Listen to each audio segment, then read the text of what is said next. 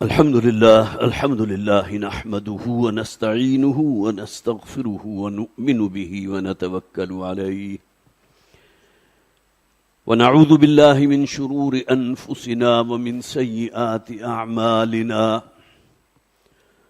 من يهده الله فلا مضل له ومن يضلله فلا هادي له ونشهد أن لا إله إلا الله وحده لا شريك له ونشهد أن سيدنا ومولانا محمدا عبده ورسوله فصلى الله عليه وسلم تسليما كثيرا كثيرا أما بعد فأعوذ بالله من الشيطان الرجيم بسم الله الرحمن الرحيم يا أيها الناس اعبدوا ربكم الذي خلقكم والذين من قبلكم لعلكم تتقون وقال تبارك وتعالى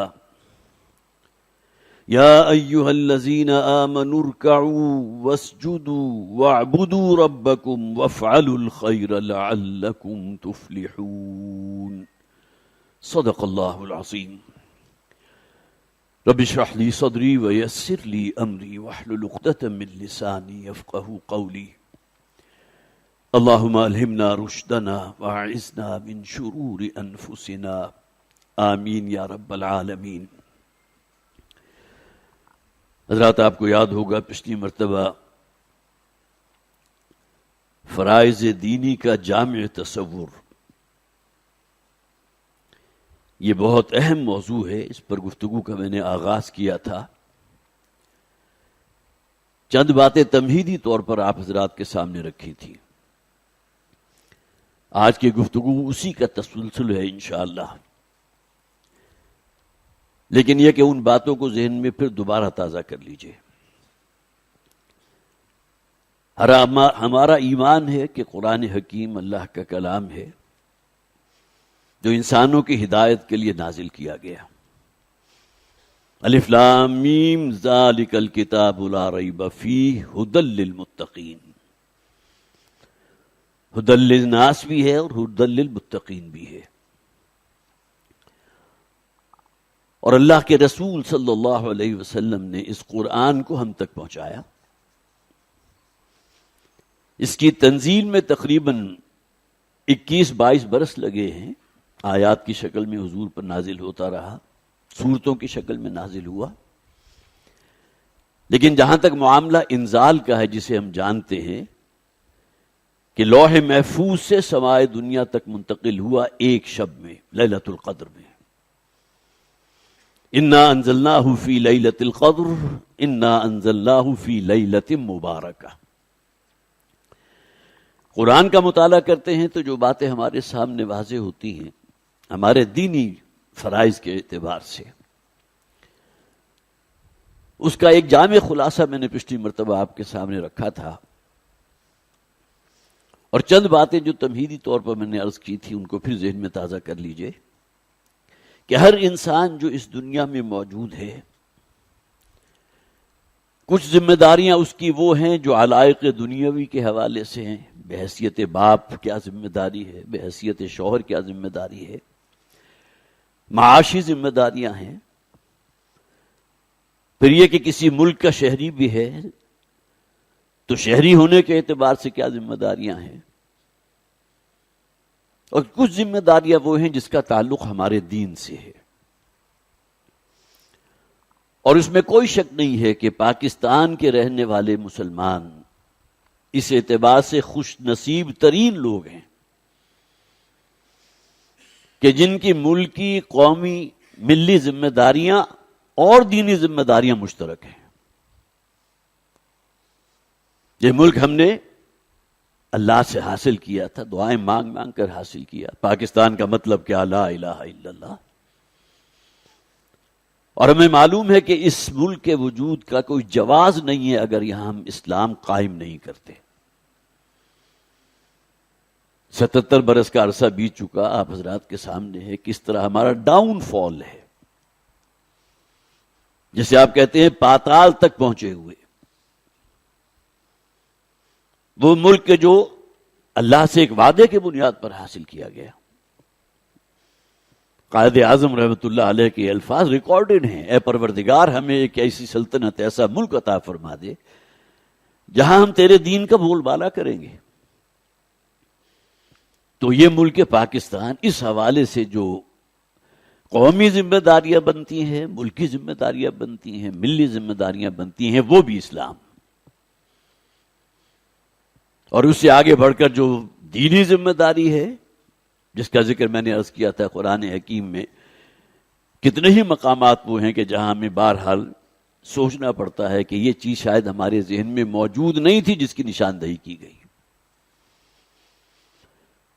قرآن اپنے بارے میں کہتا ہے نا، فیہ ذکرکم، یہ اللہ کی کتاب، اللہ کا کلام ہے جس میں تمہارا اپنا ذکر موجود ہے۔ آئینے کی طرح تم دیکھ لو گے کہ یہاں تمہارا ذکر ہو رہا ہے، تمہیں نصیحت کی جا رہی ہے، تمہارے ماضی کا ذکر ہو رہا ہے، کیا وعدہ کیا تھا اللہ سے تم نے، وہ یاد دلایا جا رہا ہے۔ تو سب سے پہلی بات تو یہ ہے کہ یہ ذمہ داریوں کا شعور، دنیاوی اعتبار سے جو علائق ہیں اس حوالے سے ذمہ داریاں، اور دوسرے دین کے اعتبار سے ذمہ داریاں۔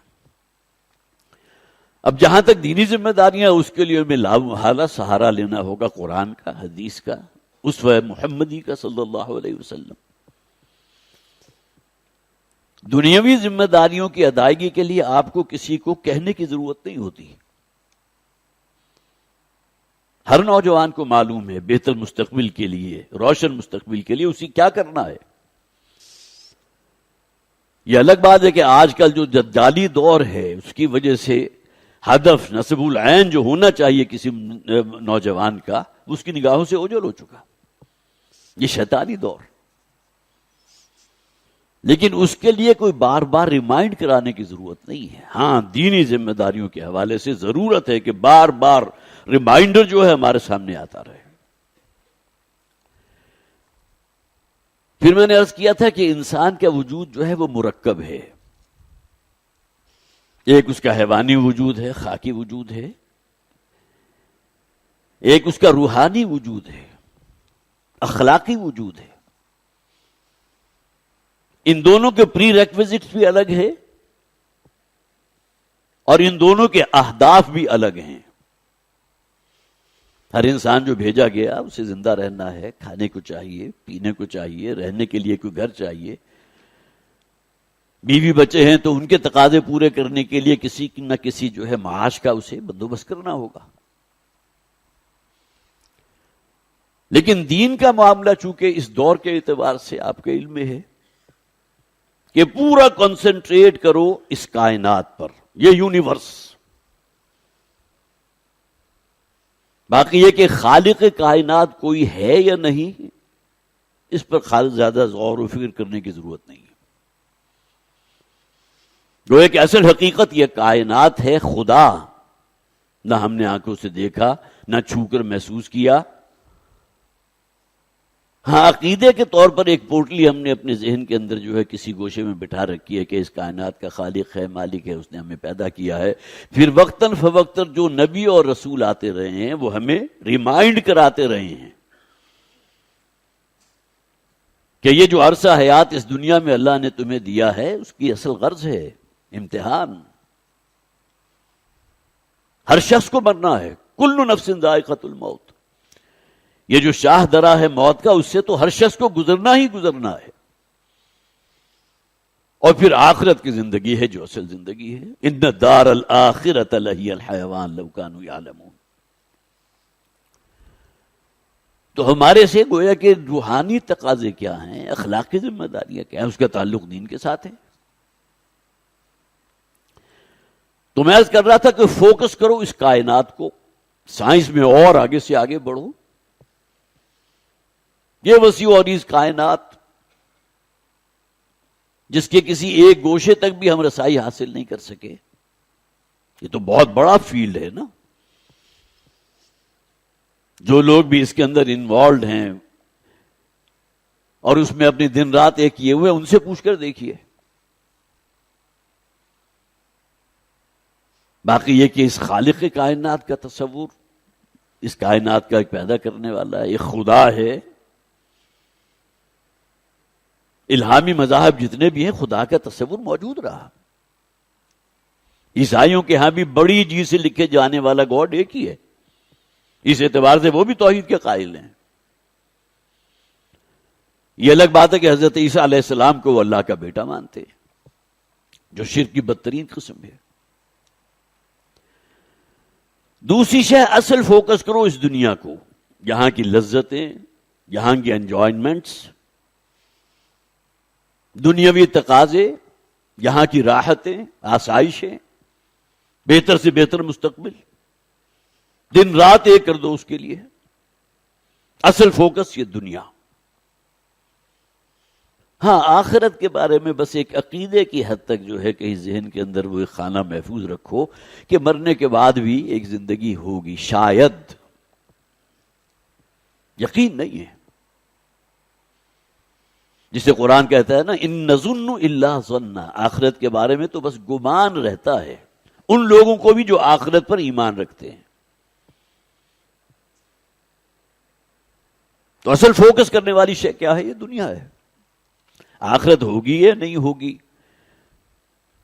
عذاب ثواب کا کچھ ذکر جو ہمیں ملتا ہے انبیاء اور رسول کے ہاں آیا، اس کا کوئی منعقد ہوگا یا نہیں ہوگا، اس پر زیادہ جو ہے اپنا وقت صرف کرنے کی ضرورت نہیں. اس دنیا کو فوکس کرو. اور تیسری شے جس کو اصل مد نظر رکھو، فوکس رکھو، وہ تمہارا یہ مادی جسم ہے. یہ صحت مند رہے، یہ توانا رہے. کہیں کوئی اس میں اعلال ہو گیا، کوئی کمزوری ہو گئی، کسی وائٹامن منرل کی کمی ہو گئی تو فوراً دوڑو لپکو، بہترین ڈاکٹر کی خدمات حاصل کرو. تو فوکس کیا ہوا؟ یہ ہمارا مادی جسم، ہماری یہ باڈی. باقی روح کوئی شے ہے یا نہیں؟ ہاں عقیدہ ہمارا ہے کہ انسان کے اندر روح بھی ہوتی ہے. باقی یہ کہ اس روح کے تقاضے کیا ہے، اس روح کو بھی زندہ رکھنا ہے یا نہیں رکھنا. اس مادی جسم کی زندگی کی تو بڑی فکر ہے، لیکن جو ہمارا روحانی اور اخلاقی وجود ہے اس کی بھی کوئی فکر ہے یا نہیں. تو یہ ہے اصل میں بہت بڑا دجل جس کے اندر آج انسان مبتلا ہے، بہت عظیم اکثریت. اسی کو ہم عام طور پر کہتے ہیں نا مادہ پرستانہ سوچ.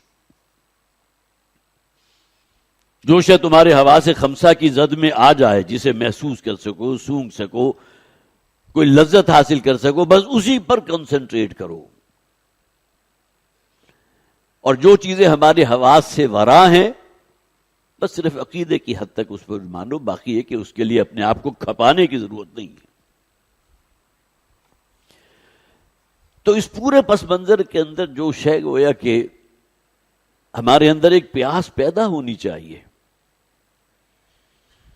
کہ اگر اخروی زندگی ہے اور ہمارا ایمان ہے کہ لازمن ہے. ایسے موقع پر حضور کا وہ خطبہ پھر ذہن میں تازہ کر لیجئے. واللہ لتموتن کما تلامون ثم لتبعثن کما تستيقظون ثم لتجزون بما تعملون وانها لجنة ابدا او لنار ابدا. مختصر ترین الفاظ. خدا کی قسم تم لازماً مرو گے جیسے کہ رات کو روزانہ سو جاتے ہو. کتنے ہی لوگ ہمارے اپنے مشاہدے میں ہیں کہ رات کو سوئے لیکن صبح اٹھنا نصیب نہیں ہوا. اللہ یتوفی الانفس حین موتها والتی لم تمت فی منامها. اللہ تعالیٰ قبض کر لیتا ہے انسان کو اس کی موت کے وقت، اور جن کے لیے اللہ نے ابھی موت کا وقت وہ نہیں آیا جو اجل ہے، تو سونے کی حالت میں اللہ تعالیٰ ان سے ایک شے قبض کر لیتا ہے، وہ اس کا شعور ہے. جسم بھی موجود ہے، جان بھی موجود ہے، روح بھی موجود ہے، شعور قبض کر لیا گیا. اس پر بھی قرآن حکیم وفات کا اصطلاح استعمال کرتا ہے. واللتی لم تمت فی منامها. سونے کی حالت میں بھی انسان سے ایک شے قبض کر لی جاتی ہے. تو اس پورے پس منظر سے میں ہمارے سامنے جو سب سے بڑا ایک نقطہ ہونا چاہیے، سوال ہونا چاہیے کہ ہمیں اپنی اخروی زندگی کی بھی کوئی فکر ہے یا نہیں. اس کے لیے لامحالہ ہمارے پاس جو شے ہے وہ قرآن ہے.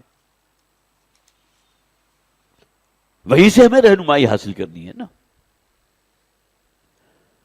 دو آیات جو میں نے بالکل آغاز میں آپ کو پڑھ کر سنائی ہیں. یا ایھا الناس اعبدوا ربکم الذی خلقکم والذین من قبلکم لعلکم تتقون.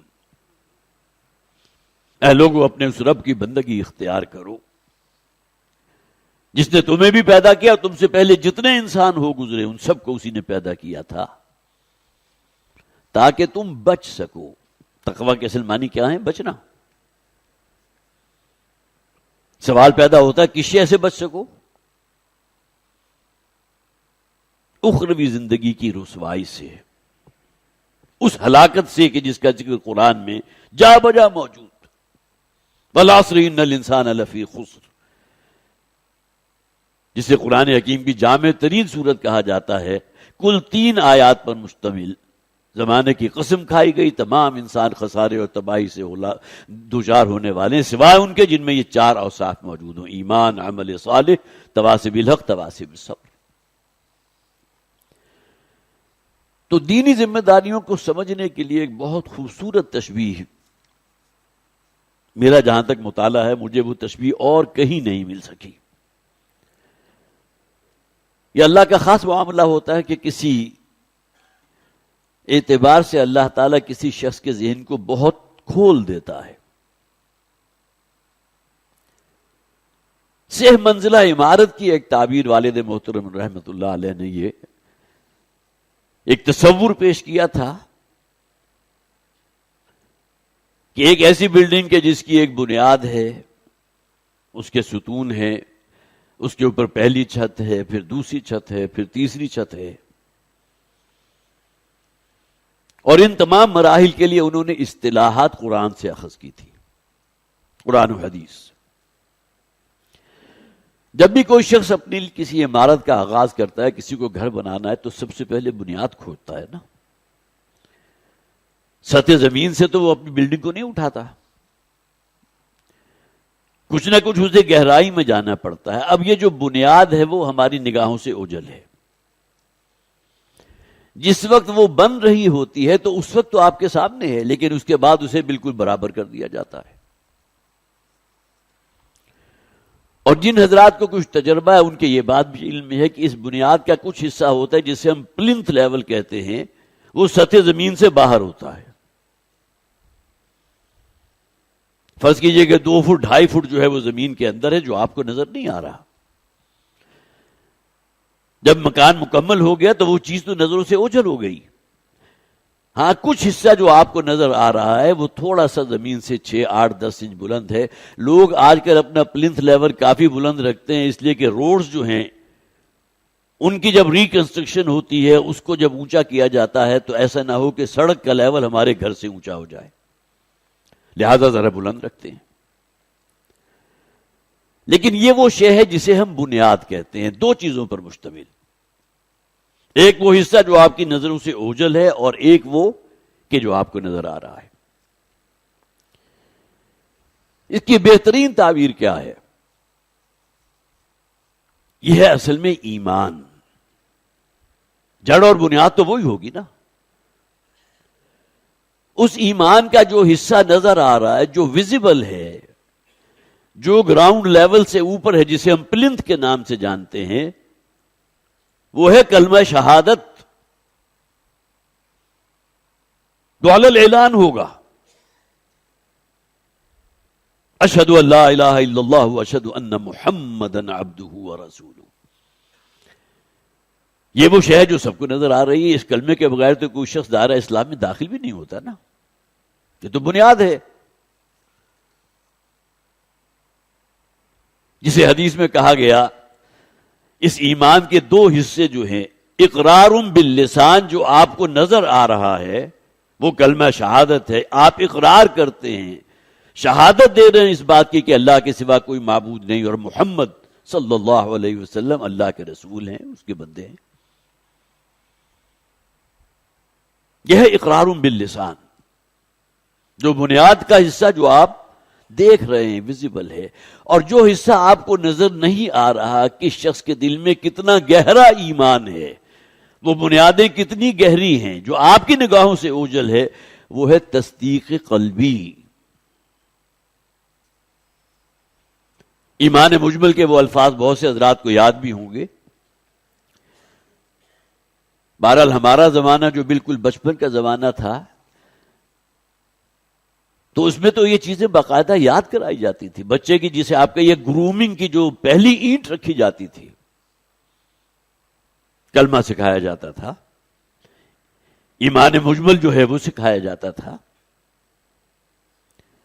آمنت باللہ کما ہوا باسمائہ وصفاتہ وقبلت جمیع احکامہ اقرار باللسان وتصدیق بالقلب۔ میں اللہ پر ایمان رکھتا ہوں جیسا کہ وہ اپنے اسماء و صفات میں ہے، اور میں سر تسلیم خم کرتا ہوں اس کے سامنے، وقبلت جمیع احکامہ، اقرار کرتا ہوں اس حقیقت کا کہ میں اس کے تمام احکامات کو مانوں گا، فرما برداری کروں گا اس کی۔ اور یہ ایمان مجمل کیا ہے؟ اقرار باللسان تصدیق بالقلب۔ سب سے اہم ترین شے کسی مکان کی بنیاد ہوتی ہے، اور یہ بنیاد ہے جو کلمہ شہادت اور تصدیق قلبی والا ایمان فراہم کر رہا ہے۔ اب اس کے اوپر جو بلڈنگ تعمیر ہوگی، تو ایک ہمارے ہاں روایتی سٹرکچر ہوتا ہے کہ آپ نے اینٹوں کے ردے پر ردا رکھتے گئے، جب 10 فٹ اونچی ہو گئی تو چھت ڈال دی۔ ایک بلڈنگ وہ ہوتی ہے کہ جس میں کالمز ہیں اور بیمز ہیں۔ بڑے بڑے جو پلازے بنتے ہیں عام طور پر اسی اعتبار سے تشکیل دیے جاتے ہیں تاکہ درمیان میں دیواریں جو ہیں اپنی مرضی سے آپ بنا لیں، اور جب چاہیں اس دیوار کو نکال دیں تو بڑا ہال جو ہے وہ وجود میں آ جائے گا۔ یہ کالمز ہیں، ستون ہیں۔ بنی الاسلام علی خمس، یہ حدیث آپ نے سنی، بارہا سنی۔ اسلام کی بنیاد 5 چیزوں پر ہے۔ اصل بنیادی شے کیا ہے؟ ان تشہد اللہ الہ الا اللہ وان محمدا عبدہ ورسولہ، وہی کلمہ شہادت، بنیاد تو وہ ہے۔ وَإِقَامِ الصَّلَاةِ وَإِيتَاءِ الزَّكَاةِ وَصَوْمِ رَمَضَانَ وَحِجُّ الْبَيْتِ مَنِ اسْتَطَاعَ إِلَيْهِ سَبِيلًا۔ اب یہ وہ 4 پلرز ہیں، 4 ستون ہیں کہ جو بلند ہوں گے، اور اس کے اوپر پھر پہلی چھت پڑے گی، لینٹر جو ہے اس کے اوپر آئے گا۔ اب یہ 4 ستون کتنے اہم ہیں، اس کو نوٹ کیجئے۔ کسی بنیاد عمارت کی جسے آپ کہیں مضبوطی، ایک تو اس کی بنیاد اور دوسرے یہ ستون۔ اس میں کہیں آپ نے اگر سریا کم ڈال دیا، کوئی زلزلہ آیا، اس کی وجہ سے جو ارتعاش ہوا تو معلوم ہوا کہ بلڈنگ ہی بیٹھ گئی۔ یہ وہ باتیں ہیں جو ہمارے مشاہدے کی ہیں۔ ستون بہت اہم، انہیں مضبوط ہونا چاہیے، اس لیے کہ اس کے اوپر ابھی 3 چھتیں پڑنی ہیں، 6 منزلہ عمارت ہے۔ یہ کہیں کمزور رہ گئے تو معلوم ہوا کہ پہلی چھت تک آپ پہنچے تو شاید اس کے بعد ہی معاملہ مخدوش ہو جائے۔ وہ 4 ستون ہیں، نماز، روزہ، حج اور زکوٰۃ۔ احادیث کے اندر اس بات کو واضح کر دیا گیا۔ یہاں بھی آپ کی دلچسپی کے لیے میں یہ بات عرض کر لوں کہ ان میں سے 2 انہیں عبادات کہیں گے جو ہمارے لیے معاون ہیں اس پہلی چھت کو سپورٹ کرنے کے لیے، جسے نام دیا گیا عبادت رب۔ پوری زندگی میں اللہ کی عبادت اور بندگی اختیار کرنا، یہ پہلی چھت ہے۔ اور یہ 4 ستون ہے کہ جس نے اس چھت کو تھاما ہوا ہے، نماز، روزہ، حج اور زکوٰۃ۔ ان میں سے 2 پلرز یا 2 ستون وہ ہیں کہ جن کا تعلق مال سے ہے۔ کوئی شخص روپے پیسے والا ہے، کوئی سرمایہ اس کے پاس ہے، تو زکوٰۃ اس کے لیے واجب الادا ہوگی۔ یہی وجہ ہے کہ زکوٰۃ کو ہم کہتے ہیں یہ مالی عبادت ہے، نماز بدنی عبادت ہے۔ کوئی شخص جیسے ہی دائرہ اسلام میں داخل ہوا تو پہلا وقت نماز کا آیا تو نماز اس پر فرض ہے، اسے ادا کرنی ہے. اس سے کوئی بحث نہیں کہ اس کے پاس روپیہ پیسے ہے یا نہیں. ہاں، اس کا تعلق زکوٰۃ کے ساتھ ہے.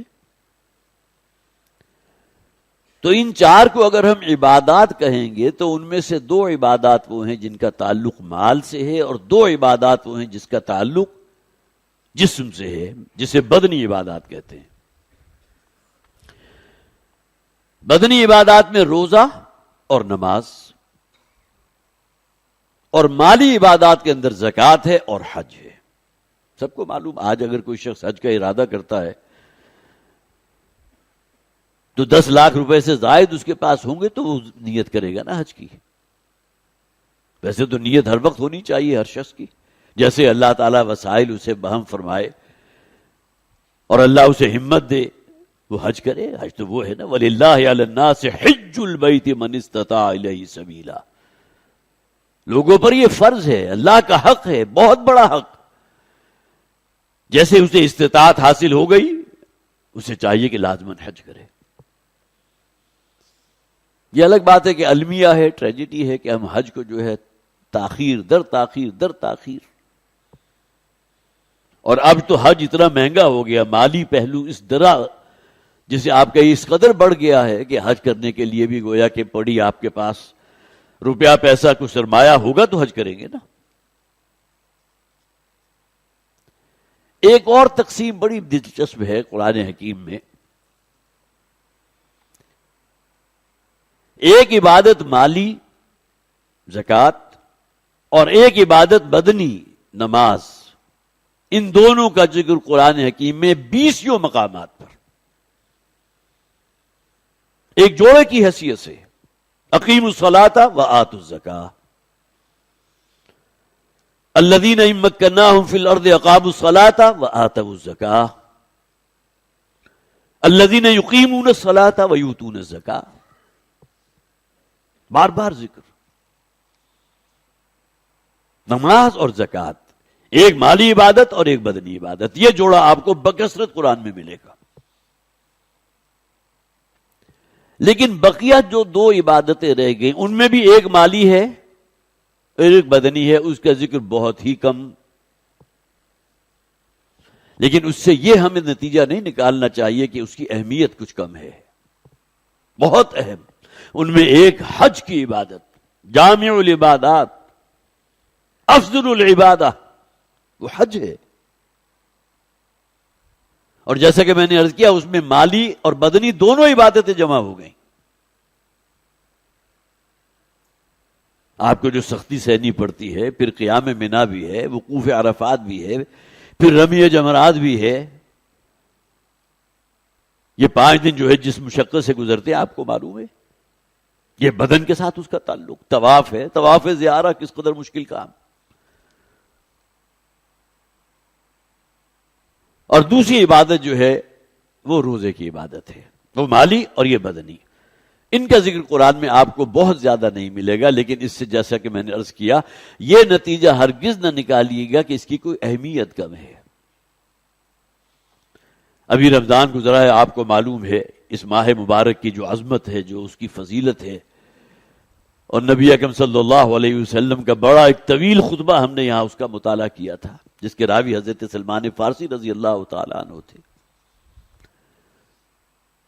اور چند حدیث کے اندر تو روزے کی عبادت کو اللہ تعالیٰ نے خاص اپنی طرف منسوب کیا. الصوم لی وانا اجزی بہ، روزے کی عبادت خاص میرے لیے ہے اور میں اپنے خزانہ فضل سے اس کا ریوارڈ، اس کا اجر عطا کروں گا. روزے کا وہ مقام. لیکن بہت سارے حضرات جو ہیں ایسے ہوں گے جنہیں یہ بات جو ہے بڑی ایک تعجب لگے گی کہ پورے قرآن حکیم میں تقریباً 6,500 آیات میں سے کل 6 آیتیں ہیں جو روزے کے احکام پر مشتمل ہیں. لیکن پھر وہی بات کہ اس کی وجہ سے یہ اندازہ نہ کیجیے گا یا گمان نہ کیجیے گا کہ اس کی کوئی فضیلت میں کمی ہے. تو یہ وہ 4 ستون ہیں، نماز، روزہ، حج اور زکوٰۃ، جس پر وہ پہلی چھت پڑتی ہے جسے والد محترم نے نام دیا تھا عبادت رب. خود اللہ کے بندے بنو. اس کے لیے اصطلاحات قرآن میں بہت سی ہیں. اسلام کے معنی کیا ہیں؟ سر تسلیم خم کر دو اللہ کے حکم کے سامنے. اور اسلام کے بارے میں بھی اس بات کو نوٹ کیجئے کہ یہ جزوی طور پر اسلام کی باتوں پر عمل کرنا وہ اللہ کو مطلوب نہیں ہے. کتاب اور شریعت ہے تو ایک اکائی کی حیثیت سے اس کو مانو نا. افتؤمنون ببعض الکتاب وتکفرون ببعض، بارہا اس آیت کا حوالہ دیا گیا. اس لیے کہ عوام الناس میں عظیم اکثریت مسلمانوں کی وہ ہے کہ زندگی کے حصے بکھرے کر لیے. چند باتیں وہ ہیں کہ جس میں اللہ کا حکم بالا ہے. اول تو تعداد کتنے لوگوں کی ہوگی جو 5 وقتہ نماز پر پوری طرح عمل درآمد کر رہے ہیں. لیکن جتنی بھی پرسنٹیج ہے، نماز کی اہمیت تو ہے نا. تو اس اعتبار سے اگر ہمیں اپنے آپ کو فوکس بھی کریں کہ جو پہلی چھت پڑ رہی ہے اور اس کا پہلا تقاضا ہے اسلام، سر تسلیم خم کرنا، آیا اس بارے میں ہم پوری طرح متنبع ہیں کہ یہ اللہ کا حکم ہے پوری زندگی میں میرا حکم مانو. ادخلوا فی السلم کافہ. اسلام کہتے ہیں سر تسلیم خم کرنا، حکم ماننا، حکم بجا لانا. اسی کے لیے ایک اصطلاح قرآن استعمال کرتا ہے، اطاعت. اطاعت کے معنی کیا ہیں؟ وہی جو مفہوم اسلام کا ہے وہ اطاعت کا بھی ہے. کسی کے حکم کو تسلیم کر لینا، اس پر عمل پیرا ہو جانا، یہ اطاعت ہے.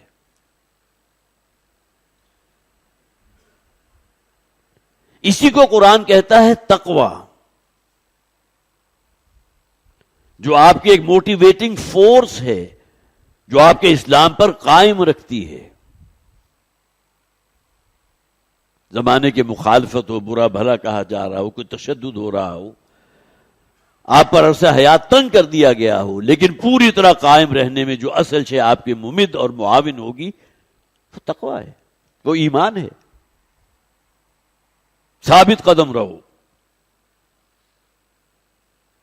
ان الذین قالوا ربنا اللہ ثم استقاموا، یقیناً وہ لوگ جنہوں نے کہا کہ اللہ ہمارا رب ہے اور پھر اس پر ثابت قدم ہو گئے، جم گئے، پھر اپنی زندگی کے حصے بکھرے نہیں کیے بلکہ کلیتاً اللہ کی فرما برداری میں لگے.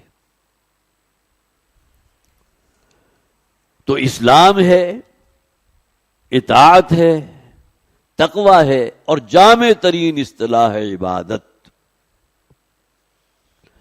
دونوں آیات جو میں نے آغاز میں پڑھی تھی اس میں یہی عبادت ہے جس کا ذکر کیا گیا. یا ایھا الناس اعبدوا ربکم الذی خلقکم والذین من قبلکم لعلکم تتقون. بچنا چاہتے ہو عذاب الہی سے، آخرت میں کامیابی چاہتے ہو، تو پھر بندگی اختیار کرنی ہوگی اپنے رب کی. اور سورہ حج کی لاسٹ بٹ 1 آیا، آخری سے پہلی آیت جو ہے، یہی عبادت کی اصطلاح وہاں گویا کہ اپنے اندر ان تمام ڈائمنشن کو سمیٹتے ہوئے یا ایھا الذین آمنوا ارکعوا واسجدوا واعبدوا ربکم وافعلوا الخیر لعلکم تفلحون. جھک جاؤ اللہ کے سامنے، وہی سر تسلیم خم کرنا اسلام. واسجدوا، اور جھکنا بھی آخری درجے والا ہے. اپنی پیشانی خاک آلود کر دے انسان اپنے رب کے سامنے، حالت سجدہ ہے نا. اور نبی اکرم صلی اللہ علیہ وسلم نے فرمایا کہ انسان سجدے کی حالت میں اپنے رب کے بہت قریب ہوتا ہے. نبی اکرم صلی اللہ علیہ وسلم سے بہت سی دعائیں منقول ہیں جو حضور سجدے میں مانگا کرتے تھے. 2 سجدوں کے درمیان دعائیں ہیں، سجدوں میں دعائیں ہیں، اور خاص طور پر جنہیں اللہ تعالیٰ نے کچھ جو ہے خاص توفیق دی ہے نوافل ادا کرنے کی، کوئی تہجد ادا کرتے ہیں، تو یہ بڑی طویل دعائیں آپ کو مل جائیں گی۔ حضرت عائشہ صدیقہ جو فرماتی ہیں بعض اوقات حضور کی جائے سجدہ جو ہے آنسوؤں سے تر ہو جاتی تھی۔ سجدے کی حالت میں آپ قرآن نہیں پڑھ سکتے، اس لیے کہ قرآن کا ایک وقار ہے، ایک عظمت ہے، وہ اللہ کا کلام ہے۔ آپ کھڑے ہو کر سنائیے اللہ کو حالت قیام میں، جتنا طویل قیام کر سکتے ہو کیجئے۔ شب کا آخری پہر ہے، وقت کی کوئی قید نہیں ہے، سب کچھ کر سکتے ہیں نا۔ تو ان چار پلرز کے اوپر جو پہلی چھت ہے، جس کا تعلق ہر شخص کی انفرادی زندگی سے، خود اللہ کا بندہ بنو، اور اس کے لیے یہ چار اصطلاحات جو ان کو ذہن میں رکھ لیجئے: اسلام، اطاعت، تقوی اور عبادت۔ یہ انفرادی طور پر جو ذمہ داری مجھ پر اور آپ پر عائد ہوتی ہے، جیسا کہ میں نے پچھلی مرتبہ بھی عرض کیا تھا، قرآن حکیم کا مطالعہ کریں تو جو چیزیں ہم پر واشگاف ہونی چاہیے، ان میں یہ پہلی سٹیپ ہے، پہلی ذمہ داری ہے۔ یہی وہ بات ہے جو سورہ آل عمران کے بالکل وسط میں جو 3 آیات ہیں، آیت نمبر 102، 103 اور 104، اس میں جو پہلی بھی منبر کی سیڑھی ہے، یا ایھا الذین آمنوا اتقوا اللہ حق تقاتہ ولا تموتن الا وانتم مسلمون۔ اللہ تعالی ہمیں توفیق عطا فرمائے کہ ہم اپنی زندگیوں کو جائزہ لیں، اور یہ جو پہلی سیڑھی یا پہلی چھت ہے، اس کے لیے ہمارے اندر ایک عزم اور ارادہ پیدا ہو، اور اگر کہیں کوئی جزوی معاملات میں صرف فرما برداری ہو رہی ہے اللہ کی، تو اس سرکل کو ہم وسیع کریں، اور جہاں جہاں ہمیں معلوم ہو کہ یہاں ہم خلاف ورزی کر رہے ہیں، اللہ کے حکم کی خلاف شریعت کسی کام کے اندر ہم ملوث ہیں، تو اللہ تعالیٰ ہمیں توفیق عطا فرمائے کہ ہم اس کو چھوڑ سکیں۔ بارک اللہ لی ولکم فی القرآن العظیم ونفعنی وایاکم بالآیات والذکر الحکیم۔ حضرات، یہ پریس ریلیز میں آپ کو سنا دیتا ہوں۔ یہ جیسا کہ میں نے عرض کیا تھا، جو بھی حالات حاضرہ ہیں تو ان کو پیش نظر رکھتے ہوئے، ویسے تو ہمارے امیر تنظیم اسلامی جو یہاں تقریر کرتے ہیں تو اس میں تو گویا کہ بہت زیادہ اس کو ایمفیسائز بھی کیا جاتا ہے، بار بار اس کا حوالہ آتا ہے، لیکن چونکہ میرا یہاں کا پروگرام اکثر و بیشتر تذکیر کے حوالے سے ہوتا ہے، تو لہٰذا میں صرف اس کی، جسے آپ کہیے کہ جو پریس ریلیز ہے، اس کی صرف ایک آپ کے سامنے اسے پڑھ کر سنا دیتا ہوں۔ اس کے 3 پوائنٹس ہیں۔ سرکاری سرپرستی میں ناجائز صہیونی آباد کاروں کا مسجد اقصیٰ پر حملہ بدترین دہشت گردی ہے۔ نمبر 2، مسلم ممالک کا مسجد اقصیٰ میں صہیونیوں کے اسرائیلی جھنڈا گاڑنے کی محض مذمت کر دینا کافی نہیں ہے۔ اور نمبر 3، اسرائیلی وزیر دفاع کا بیان کہ اسے دوبارہ جنگ کے لیے گرین سگنل کا انتظار ہے، انتہائی معنی خیز ہے۔ تنظیم اسلامی کے امیر شجاع الدین شیخ صاحب نے ایک بیان میں کہا کہ امریکی صدر ٹرمپ نے مذاکرات کا شوشہ چھوڑ کر ساری دنیا کو ٹرک کی بتی کے پیچھے لگا رکھا ہے۔ یہ بار بار مذاکرات آپ کو معلوم ہے، پاکستان میں بھی وہاں کے جو نائب صدر ہے وہ آئے تھے، جبکہ ناجائز صہیونی ریاست اسرائیل نہ صرف غزہ اور مغربی کنارے میں فلسطینی مسلمانوں کی نسل کشی جاری رکھے ہوئے ہے، بلکہ لبنان پر بھی مسلسل بمباری کر رہے ہیں۔ پھر یہ کہ صہیونی آباد کاروں کا اسرائیل کے خزانے اور قومی صدارتی کے وزراء کی سرکردگی میں مسجد اقصیٰ پر دھاوا بولنا اور وہاں اسرائیلی جھنڈا نصب کرنا، در حقیقت مسجد اقصیٰ یروشلم اور مقبوضہ فلسطین کی تاریخی اور قانونی حیثیت کو تبدیل کرنے کی انتہائی مذموم کوشش ہے۔